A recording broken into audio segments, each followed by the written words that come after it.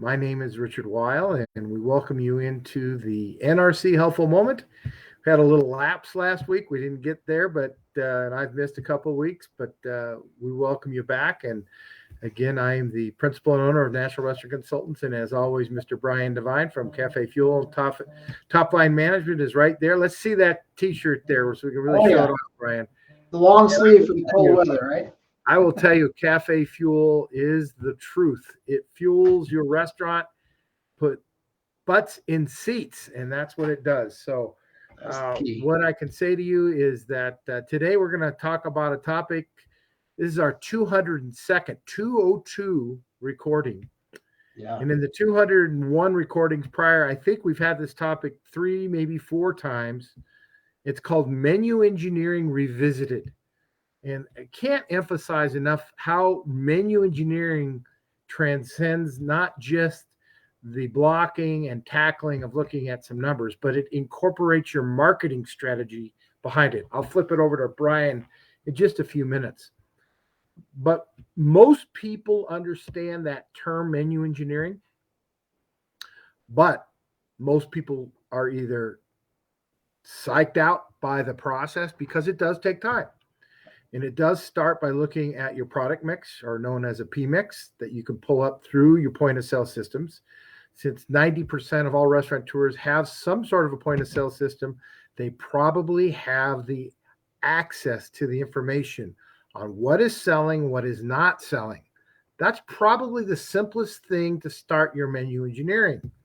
The next step is to look at your real, truthful costs of the menu item. This works also for your food and your beverage. Don't forget the beverage side, to making sure you understand what the high volume movers are, what the high volume profit contributors are as well.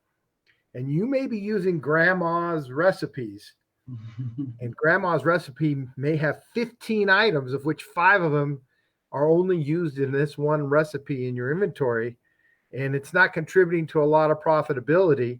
And to be honest, it's not selling a lot either, because it may be tired and needs to be revisited.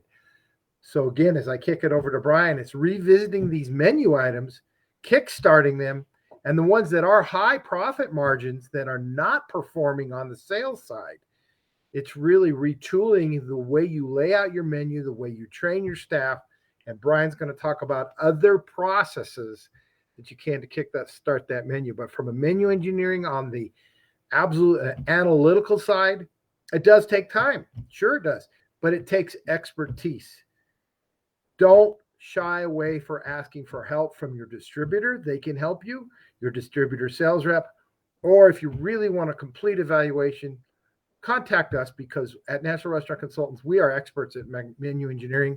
In fact, my mentor is the person who truly designed the plow horses, the stars, the dogs, and the puzzles that you see on that. His name was Don Smith, and God rest his soul. Don passed away many years ago, but he created this process that thousands of people since then have followed. So Brian, I'm going to kick it to you. The Menu Engineering Revisited. Brian? All right. Thank you, Richard. Hopefully this is all hitting home for everybody. And I want to tie it into the marketing, just like Richard said, because if you have an item like Richard's talking about that's high margin, high profitability, but it's not moving, well, there are ways to do that. But more importantly than anything is make sure that whoever's doing the marketing knows what this product is. And also maybe, make sure that your engineering is also thinking about the marketing, because if we are out there promoting a product that's not as profitable, well, then that's kind of a double waste, right? Right? Because you're spending time, money, and effort getting the wrong thing in front of people. So we want to make sure that communication is there, so that if you've got someone in-house that's doing it, if you have a team that's doing it, if you have a firm that's doing it, make sure they know what to be pushing based on either A, your highest profitable product, or B, product that has to move right now, right? Because if you've got like, oh my God, we got to get this out the door, well, marketing needs to know that, because they're not going to be able to guess. So you have to make sure that communication is there. But then now, there's all these things that we can do to let people know that you have this great product for people to try, so that there's all different, what we call reason why marketing, to put it in front of people. And then this is something that Richard and I are working more and more on together on, is that yes, we can get people in your restaurant thinking about it, but if staff isn't trained and if they don't know that marketing is pushing a specific item, it will fall off there, right? So we get them in because they're thinking about that item, but then when they come in, if your staff isn't trained to recommend it or suggest it, then it won't necessarily move, because there are other things, again, if the engineering wasn't done right, where it's promoting that specific item, then they're going to see like a picture, they're going to see something that's going to catch their attention, they're going to go, ooh, I want to try that. So make sure that you're thinking about the whole process. So not just like what Richard's talking about, not just having your process for how to engineer the menu, but then taking a step back and saying, okay, what is the customer journey? What is going to happen from the time that they see something online or on a billboard or on a radio station, whatever it is, whatever got their attention, or just driving by? How do we take them from what got them to walk in to getting them to purchase what it is that you want? And having that conversation, I think, is very important. What do you say, Richard?